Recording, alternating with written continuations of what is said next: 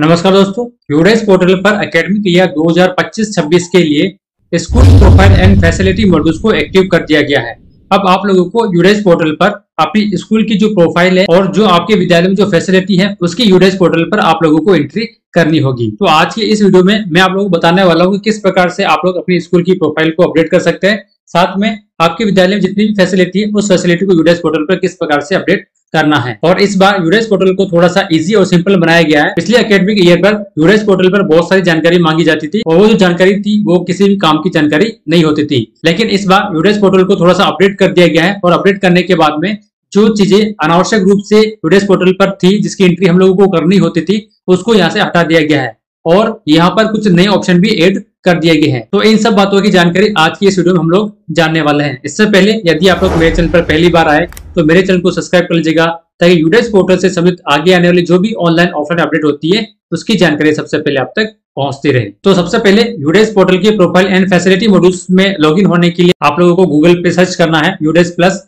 इस पे सर्च करेंगे तो फर्स्ट वाला यूडेस वाला प्लस वाला ऑप्शन आपको दिखेगा, सिंपल इस पे क्लिक करना है। उसके बाद में आप लोगों को लॉगिन फॉर ऑल मॉड्यूल्स इस पे क्लिक करना है। यहाँ से आप लोगों की अपनी जो भी स्टेट है वो स्टेट सेलेक्ट कर लेनी है और उसके बाद में गो बटन पर क्लिक करना है। उसके बाद में यहाँ पर यूडेस पोर्टल पर चलाए जाने वाले सभी मॉड्यूल्स की लिस्ट आपके सामने शो हो जाएगी। हम लोगों को स्कूल प्रोफाइल फैसिलिटी 2025-26 इस वाले ऑप्शन पे आगे लॉगिन पे क्लिक करना है। उसके बाद में आप लोग अपने स्कूल के यूडेस कोड नंबर और पासवर्ड डालकर कैप्चा डालकर लॉगिन हो जाना है। यदि अभी तक आप लोगों ने टीचर मॉड्यूल्स को कंप्लीट नहीं किया है तो टीचर मॉड्यूल्स को भी आप लोगों को कंप्लीट करना है। वर्तमान में कितने टीचर वो काम कर रहे हैं उनकी सारी डिटेल आप लोगों को फिल करनी है। कोई नया टीचर आ गया तो उसको ऐड करना है, कोई टीचर का ट्रांसफर हो गया, रिटायर हो गए तो उसको आपको यूडेस पोर्टल से हटाना है। इसी के साथ में आप लोगों को प्रोग्रेशन मॉड्यूल्स को भी कंप्लीट करना है। अपने स्कूल के विद्यालय के जितने भी क्लास है सभी क्लास के सभी स्टूडेंट को आपको ऑनलाइन प्रमोट भी करना है। उनके रिजल्ट पर एंट्री आप लोग करनी है, वर्किंग डे भी आपको एंट्री करनी है। तो ये टीचर मॉड्यूल्स और प्रोग्रेशन मॉड्यूल्स में यदि आप लोगों को कंप्लीट नहीं किया तो वो भी आप लोग कंप्लीट करना है। किस प्रकार से आप लोग कंप्लीट कर सकते हैं इस पे पहले से मैंने एक वीडियो बना रखी है, आप चाहे तो मेरे चैनल पर जाकर उसको देख सकते हैं और सीख सकते हैं और समझ सकते हैं कि किस प्रकार से टीचर मॉड्यूल्स और जो स्टूडेंट मॉड्यूल्स है, जो प्रोग्रेशन मॉड्यूल्स है, उसको आप लोग कंप्लीट कर सकते हैं। उसके बाद में आप लोगों को प्रोफाइल एंड फैसिलिटी इस वाले ऑप्शन पे क्लिक करना है। इस पे क्लिक करने के बाद में यहाँ पर कुछ ऑप्शन यहाँ पर देखिए, यहाँ पर सर्टिफिकेशन डाटा स्नैपशॉट आप लोग ले सकते हैं। उसके बाद में ओवरऑल स्टेटस में नीड अपडेटेशन लिखा हुआ आ रहा है, यानी कि यहाँ पर देखिए आपके सामने ये जितने भी बेसिक प्रोफाइल है यहाँ पर सब में सबके आगे यहाँ पर नॉट कंप्लीट लिखा हुआ आ रहा है। तो यहाँ पर आप लोगों को कंप्लीट लिखा हुआ आना चाहिए। उसके बाद में सर्टिफिकेशन स्टेटस में नॉट सर्टिफाइड लिखा हुआ आ रहा है। जब आप लोग सारे पॉइंट को कंप्लीट कर लेंगे उसके बाद में आप लोगों को स्कूल प्रोफाइल को सर्टिफाइड भी करनी है, तो उसके बाद में यहाँ पर सर्टिफाइड लिखा हुआ आ जाएगा। यदि नीचे हम इसको स्क्रॉल करते हैं तो यहाँ पर एक ऑप्शन और देखिए, DFC filling is not complete yet, यानी कि अभी तक आप लोगों को ये पूरी जो जानकारी है वो कंप्लीट नहीं हुई है। तो इसको आप लोगों को एक एक पॉइंट को कंप्लीट करते जाना है। अब यहाँ पर एक चीज मैं आपको बता देता हूँ, यदि आपका स्कूल क्रमोन्नत हुआ है, यानी कि प्राइमरी से अपर प्राइमरी हो गया या फिर हायर सेकेंडरी हो गया, या फिर यदि आपके स्कूल का HM है जो प्रिंसिपल है उसका ट्रांसफर हो चुका है या फिर वो रिटायर्ड हो चुके हैं, तो उसके बाद में कुछ नया प्रिंसिपल आ गया है तो उसके मोबाइल नंबर, नाम, ईमेल आईडी भी आप लोगों को अपडेट करनी है। तो ये जो सुविधा है वो इस बार यूडेस पोर्टल पर उपलब्ध करा दी गई थी। पहले क्या होता था, पहले HM के जो मोबाइल नंबर है वो हम लोग यहाँ से यूडेस पोर्टल पर अपडेट नहीं कर पाते थे, इसके लिए हम लोगों को ब्लॉक स्तर से कांटेक्ट करना होता था।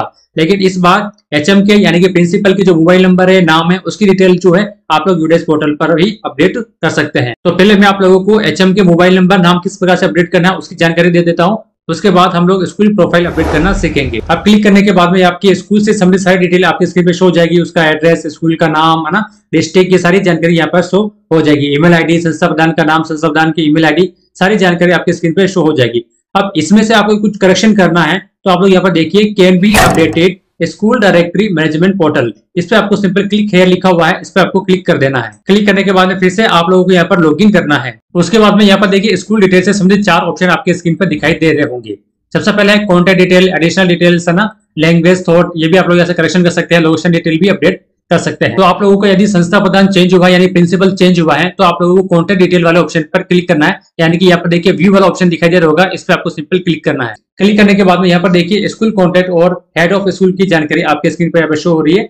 यदि ये यहाँ पर कुछ चेंज हो चुका है, यहाँ पर देखिए संस्था प्रधान का नाम है, मोबाइल नंबर है, ईमेल आईडी है, अगर ये यहाँ पर कुछ चेंज हो चुका है तो आप लोग यहाँ से एडिट वाला ऑप्शन आपको दिखाई दे रहा होगा, इस एडिट वाला ऑप्शन पे क्लिक करना है। क्लिक करने के बाद में यहाँ पर आपको नाम, मोबाइल नंबर और ईमेल आईडी यहाँ से चेंज कर सकते हैं। फिर आप लोगों को यहाँ पर अपडेट पे क्लिक कर देना है, तो यहाँ पर संस्था प्रधान की जो डिटेल है वो अपडेट हो जाएगी। अब यदि आप लोगों का स्कूल क्रमोन्नत हो चुका है, उसको आप लोग अपडेट करना चाहते हैं, तो सिंपल आप लोगों को सेकंड वाला ऑप्शन पे क्लिक करना होगा, एडिशनल डिटेल पर। तो व्यू पे आप लोग क्लिक कीजिएगा। व्यू पे क्लिक करने के बाद में यहाँ पर देखिए school regulation and updation detail आपके स्क्रीन पे यहाँ पर शो हो रही है। अब इसको यहाँ से हम लोग चेंज नहीं कर सकते हैं, यहाँ पर चेंज करने का कोई भी ऑप्शन नहीं है। यहाँ पर एडिट वाला ऑप्शन है, लेकिन ये भी एक्टिव नहीं हुआ है, या तो अभी एक्टिव नहीं हुआ है, या फिर अगर एक्टिव नहीं भी हो सकता है।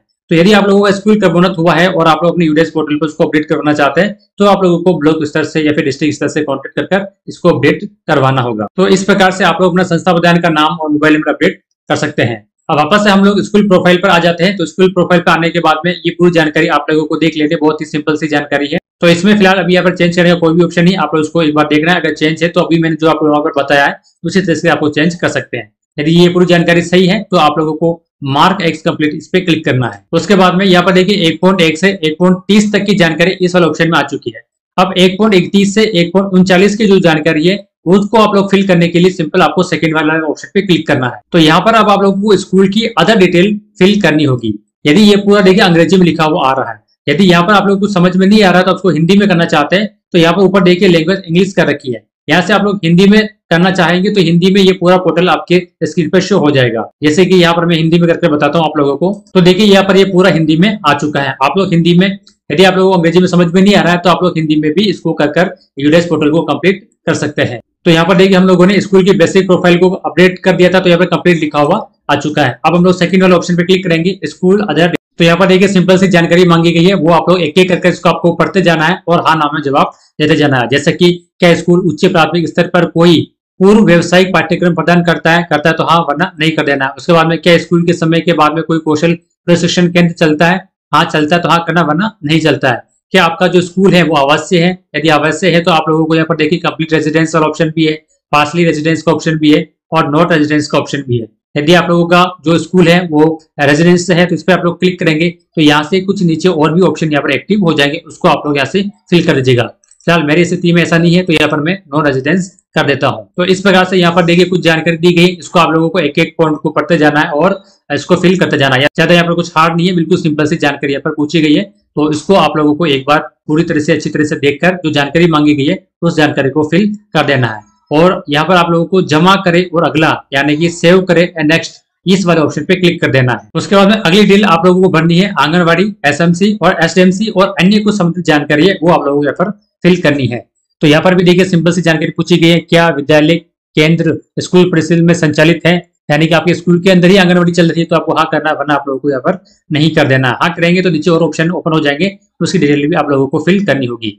यदि आप लोग यहाँ पर हाँ करेंगे तो नीचे यहाँ पर देखिए आंगनवाड़ी केंद्रों की संख्या, आंगनवाड़ी केंद्रों का नाम, आंगनवाड़ी केंद्र में बच्चों की संख्या, लड़के लड़कियां कितनी है उसकी जानकारी भी आपको फिल करनी होगी। तो यहाँ पर मेरी स्थिति में नहीं है तो यहाँ पर मैं नहीं कर देता हूँ। क्या स्कूल से बाहर वाले बच्चे स्कूल में नामांकित है और है तो विशेष प्रशिक्षण ले रहे हैं या फिर नहीं ले रहे हैं, ये भी आपको यहाँ पर कर देना है।